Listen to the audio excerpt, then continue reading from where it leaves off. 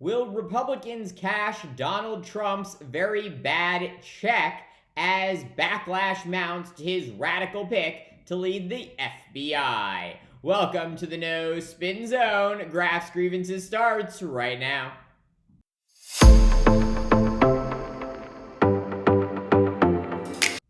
President-elect Donald Trump's choice to lead the FBI has literally published an enemies list. In his book, Government Gangster, Kash Patel suggesting he will use the FBI to target a list of at least 60 Americans he believes are part of some imaginary deep state working against Trump and his movement.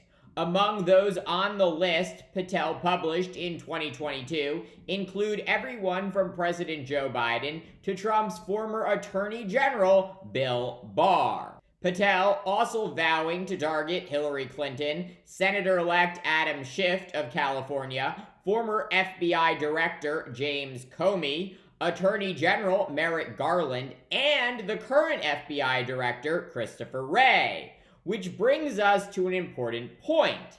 The FBI director is nominated by the president and confirmed by the Senate to serve a 10-year term.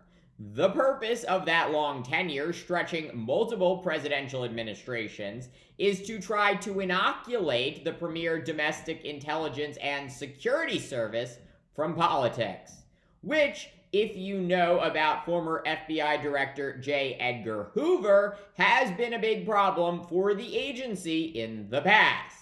But Trump, unlike his modern predecessors, and contrary to the FBI's stated mission to, quote, protect the American people and uphold the Constitution of the United States, Trump sees the FBI as his personal law enforcement agency to wield against his enemies. That is why Trump fired former FBI Director James Comey back in 2017 during Trump's first administration, after Comey, a Republican, refused to pledge personal loyalty to Trump and further target Trump's Democratic opponent, Hillary Clinton.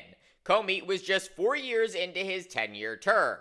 And though the president has the authority to fire the FBI director for any reason, Comey was only the second director in the Bureau's history to be fired. Within a month of Trump firing Comey, he nominated another Republican to lead the FBI. That man, Christopher Wray, was overwhelmingly confirmed by the Senate and remains FBI director today.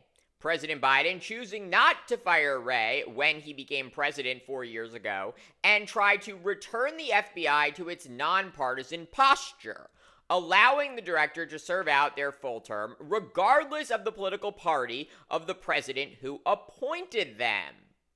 Wray's 10-year term does not expire until 2027. So you might think that with Trump returning to office once again, he would not need to fire the FBI director he himself appointed. But Trump has decided that Wray, his 2017 choice to lead the FBI, has not been loyal enough to him. And that is why Trump is not even waiting to take office before announcing he will fire Wray and try to replace him with loyalist Kash Patel. The 44-year-old former federal prosecutor and public defender has made a career over much of the past decade being a Trump sycophant, including serving in a series of positions in Trump's first administration. Trump even floated the idea of making Patel deputy director of the FBI, but his attorney general at the time, Bill Barr, reportedly protested, saying, quote, "over my dead body." So in addition to having a literal enemies list, what makes Patel so objectionable, and will he have enough Republican support in the GOP-controlled Senate to win confirmation? Patel is proudly an unyielding critic of the FBI, saying that the agency headquarters should be shut down and all of its leadership fired. The reason for this? Rebuke. Patel says that the FBI has been biased against Trump and must be held accountable for investigating Trump and helping the Justice Department prosecute Trump and his allies. We should say there is no evidence that the FBI or Director Wray has ever personally targeted Trump. The agency negotiated with Trump for months after a grand jury issued a subpoena for the highly classified documents Trump stole from the government and was hoarding at his home in Florida. Only after Trump repeatedly refused to hand over the documents did the FBI search his Mar-a-Lago estate to take back the more than 300 documents with classified markings Trump illegally took from the American people. Patel has railed against this law enforcement action and the subsequent prosecution of Trump by special counsel Jack Smith. All of this earning him many fans in MAGA world. So much, in fact, that Patel now sells pro-Trump t-shirts and other items, as well as a series of children's books that pay homage to, quote, King Donald. Patel also has a charity that allegedly raises funds to help those who attacked the Capitol on January 6th, and Patel has vowed to investigate and possibly prosecute journalists once he is back in government. We will go out and find the conspirators, not just in government, but in the media. Yes, we're going to come after the people in the media who lied about American citizens, who helped Joe Biden rig presidential elections. We're going to come after you. Whether it's criminally or civilly, we'll figure that out. But yeah, we're putting you all on notice. To repeat, Patel telling Steve Bannon he is going to, quote, go out and find the conspirators, not just in government, but in the media. Whether it's criminally or civilly, we'll figure that out.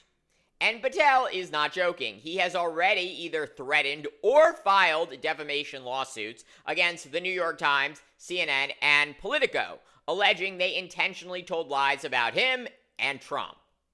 So far, none of Patel's suits have been successful.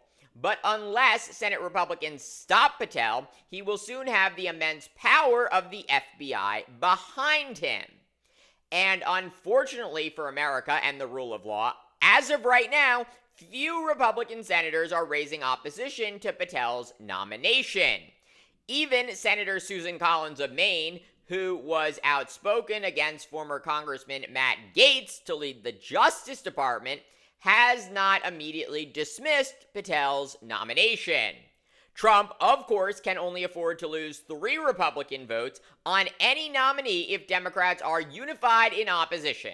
And a number of GOP senators are saying they think Patel could be confirmed.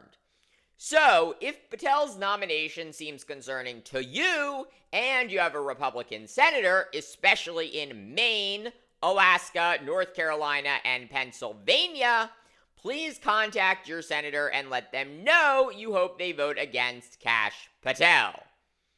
Thank you for watching Drafts Grievances. Let me know what you think. Please like, subscribe, share, and join me tomorrow for more.